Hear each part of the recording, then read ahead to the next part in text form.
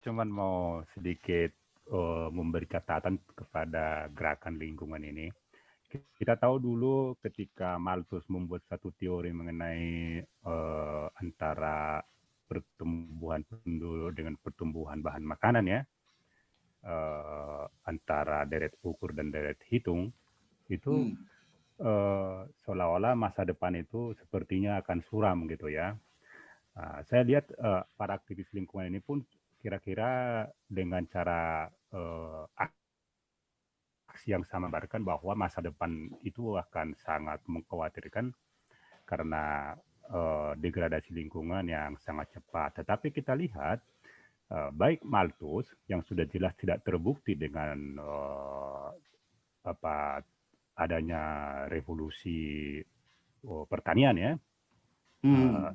Kemudian juga memang Malthus kemudian diikuti oleh revolusi industri ya, yang kemudian kalau dari sisi lingkungan malah membuat semakin suramnya. Tapi kita lihat kalau dulu Malthus itu diikuti kemudian oleh perkembangan teknologi pertanian, sekarang kita lihat perkembangan teknologi pabrik ya, atau industri yang semakin mengarah kepada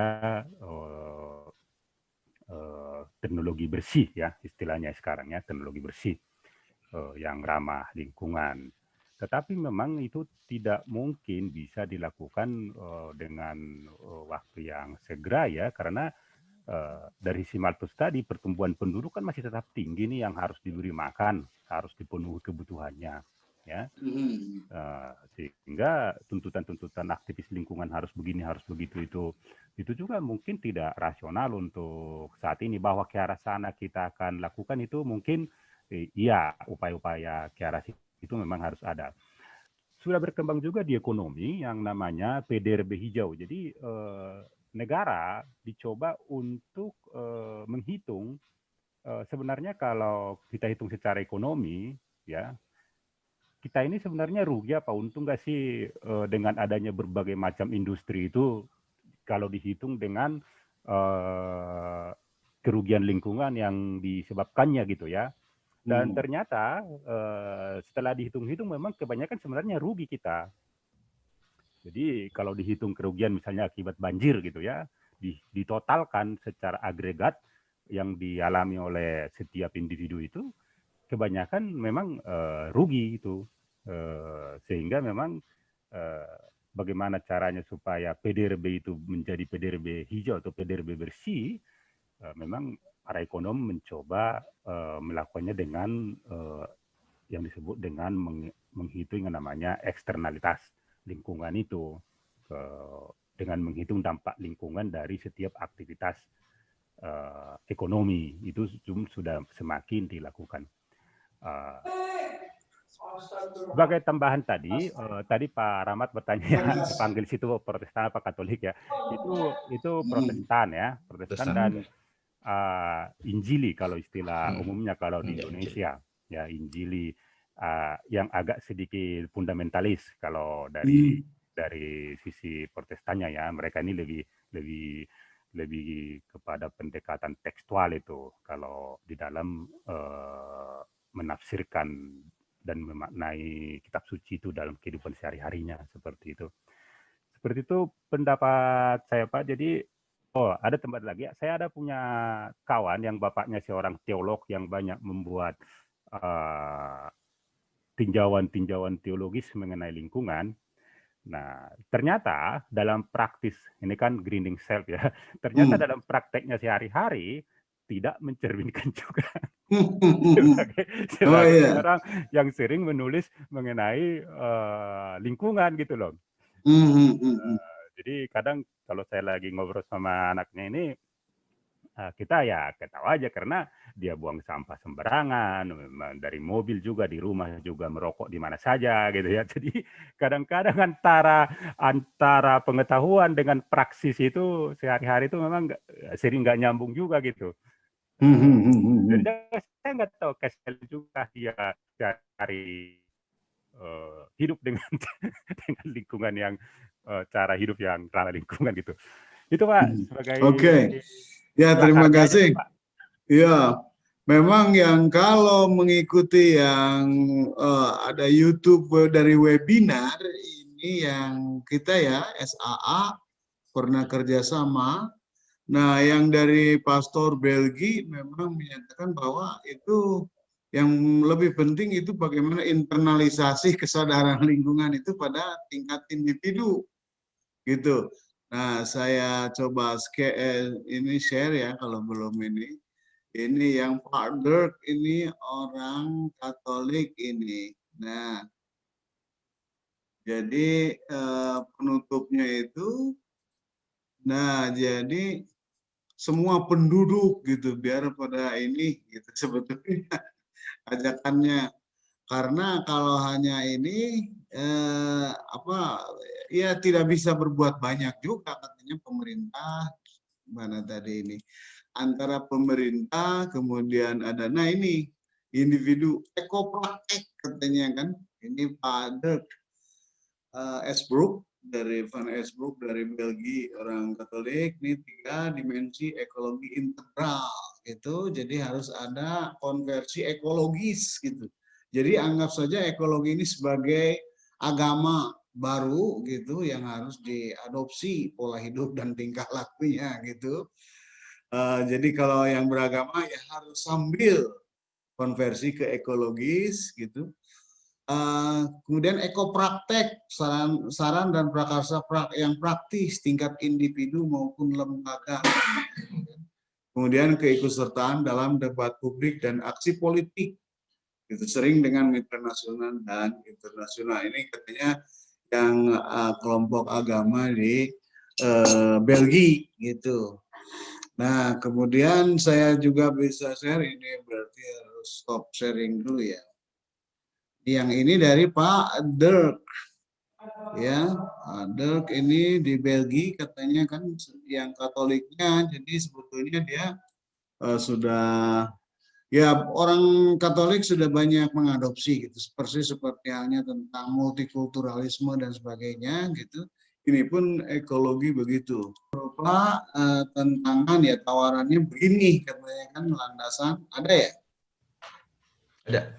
nah landasan tauhid ya kalau ini dari Islam kan bahwa kenapa ini agama penting ya karena ya banyak umatnya kan itu tinggal bagaimana internalisasi juga ini. Kemudian prinsip ibadah ini harus segera diinikan dari kaum agamawan bahwa itu juga ibadah. Kan? Kemudian ilmu pengetahuan ini sebetulnya kalau lihat dari Pak Yuval Noah Harari itu menyebutkan bahwa gara-gara ini sebetulnya agama itu secara praktis dengan adanya COVID ini kalah gitu pengaruh ya. Kalah pengaruh karena yang kongregasi agama ya kumpulan-kumpulan jumatan apa kan pengajian bisa dibubarkan atas nama sains ya atas nama ilmu yang COVID berbahaya jadi yang agama dibubarkan kan kumpulan-kumpulannya katanya gitu. Tapi nanti ada karikatur yang bagus itu yang iya. ketika saintis bekerja di lab agamawan nonton dari belakang gitu ya. Oh. Nanti menunggu gitu loh. Nanti tiba-tiba begitu misalnya teknologi vaksinnya ditemukan, nanti agamawan mengklaim itu karena doa agamawan gitu. Oh, iya. Jadi begitu ya. Nah, ini yang memang menggerakkan itu termasuk yang ini ya sains kan. Jadi ini juga harus melek sains ya secara ekologis. Ini termasuk kaum agamawan ya kan. Yang di Muhammadiyah, NU dan MUI kan ada keputusan-keputusannya nanti dari Pak Farid ada contohnya. Kemudian ini Pak Dodi ini masih tanggung jawab kehalifahan di muka bumi katanya bahwa ya yang namanya khalifah itu harusnya ya bertugas bukannya penikmat gitu pembangunan tapi untuk membangun. Ini termasuk dalam bidang ekologisnya. Kemudian ada amanah dan adalah katanya keseimbangan. Prinsip-prinsip ini ada di kaum agamawan maka harus didukung dan dilaksanakan. Dan prinsip jamal keindahan, bahwa Tuhan itu menyukai keindahan karena Dia sendiri indah, gitu ya. Gitu. Kemudian prinsip halal haram dalam ekologi yang tidak merusak dan menguntungkan, halal, yang merusak dan membahayakan haram, katanya bisa begitu fatwanya ini Pak Dodi. Nanti saya yang ini Pak Farid ini. Oh yang ini. Nah saya mau ini yang barusan stop. Yang ini share bisa dilihat lagi nanti. Nah kalau yang ini Pak Farid ini, nah ini contoh-contoh yang Muhammadiyah contohnya Din Samsudin merepresentasikan Islam di Vatikan, ya, konferensi di Vatikan tentang perubahan iklim. Tuh. Nah, kemudian ada juga Interfaith Rainforest Initiative, ya kan gitu. Ini tahun 2005 sampai 2015-an. Kemudian ada juga Muhammadiyah itu buku ini katanya mengeluarkan produk ya majelis taklim dan tajwid ini ya Pak Rahmat sudah tahu ini mungkin ada fikih air ya, ada teologi lingkungan dan etika lingkungan. Jadi sebetulnya secara agama yang di Indonesia itu sudah mengadopsi secara tadi lembaga ya. Tinggal kata Pak Makmur bagaimana itu secara individu mengamalkannya. Kemudian yang NU, nah ini kalau mengeluarkan fikih penanggulangan sampah plastik katanya kan, ke pengantar tuh Prof. Dr. K. Haji Agil Siraj. Nih, kemudian fikih energi terbarukan, itu panduan dan respons Islam atas pembangkit listrik tenaga surya. Nah, gitu. Jadi sebetulnya ngupdate juga ini para agamawan ya dari segi itunya, isunya ya. NU juga secara praktek katanya ada ini diantaranya bekerja sama dengan Koalisi Rakyat untuk Keadilan Perikanan Kiara di Sumatera Utara menanam 10.000 bibit mangrove ya di Langkat. Kemudian aktivitas penanaman dilakukan di ya masih itu ya seluas 1.200 hektar. Gitu. Ini guna menginikan sawit katanya. Nah, kemudian Majelis Ulama Indonesia ini fatwanya diantaranya ini hukum pembakaran hutan dan lahan serta pengendaliannya. 2016, 2014 itu hukum pelestarian satwa langka untuk menjaga keseimbangan ekosistem. Gitu. Nah di akar rumput ada juga ya diantaranya para ustadz. Nah ini yang dari NTB dapat Ramon Magsaysay Award ya dari pesantren Nurul Haramain. Dia itu menghijaukan 40 km jalan dari airport ke NTB ya, di NTB berarti ke Kupang ya. Nah seperti itu. Nah jadi ada yang memang dilakukan oleh ya agamawan baik di tingkat organisasi maupun akar rumput. Nah ini juga kan bisa jadi bahan penelitian lagi kan. Waktu saya konferensi sosiologi ya dulu di Medan, jadi ada yang ya mengeluarkan fakta bahwa ya penelitiannya pesantren-pesantren sekarang sudah melakukan program-program greening gitu ya. Ya memang kalau pesantren kan asalnya di pesawahan ya pasti green sebetulnya ya. Jadi mereka tinggal mungkin preserve-nya ya, mengkonservnya ya, mempertahankan sebagai ya apa itu cagar itu ya? Iya cagar. Apa namanya kan? Cagar alam ya. Cagar alam. Pesantren itu sebagai cagar alam. Bahkan kalau yang di kota pun ya.